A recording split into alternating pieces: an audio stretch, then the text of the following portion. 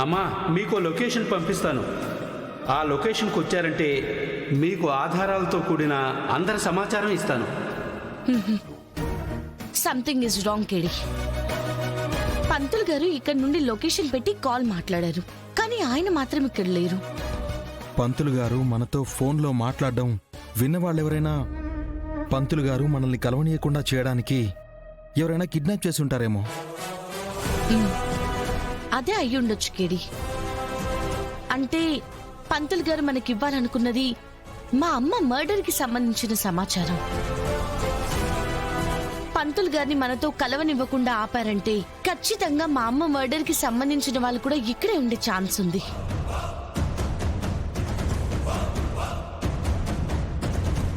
పదకేడి చూద్దాం.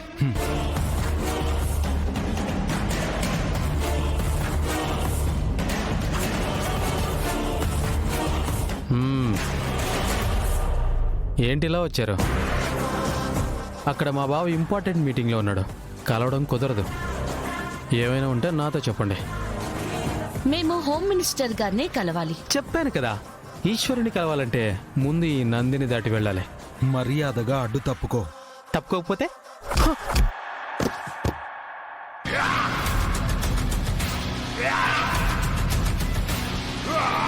ఏంటమ్మా, ఏంటి గొడవ? మేము హోమ్ మినిస్టర్ గారిని కలవాలి. రాహుల్, వెళ్ళండి. అభిగారు మీరు ఓకే? వదిలా.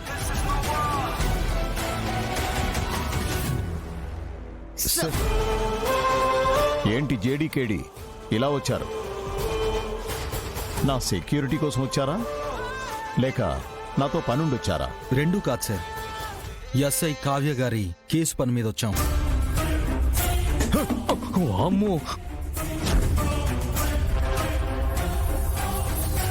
బావా, ఇది సినిమా లొకేషన్, అందరూ చూస్తున్నారు బావా. కొంచెం తగ్గితే నీకే మంచిది. ఆ జేడీ కొడితే బొమ్మ 3Dలో కనపడుతుంది బావా. మీకు ఆ కావ్య కేసు వదిలేయమని చెప్పాను కదా, మళ్ళీ ఎందుకు దాన్ని పట్టుకుని వేలాడుతున్నారు? కావ్య కేసులో పెద్ద తలకాయలున్నాయని చెప్తుంటే మీకు అర్థం కావడం లేదా?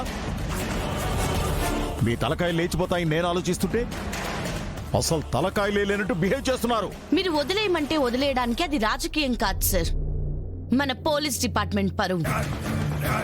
మా తలకాయలు తీసేసినా పర్లేదు సార్, కానీ మా తలకాయలు తీసేలోపు కావ్య మేడం విషయంలో మన డిపార్ట్మెంట్ మొత్తం తలెత్తుకునేలా చేస్తాం సార్. అవును సార్, అందుకోసం మీరు మాకు ఎలాంటి సపోర్టు చేయనక్కర్లేదు. జస్ట్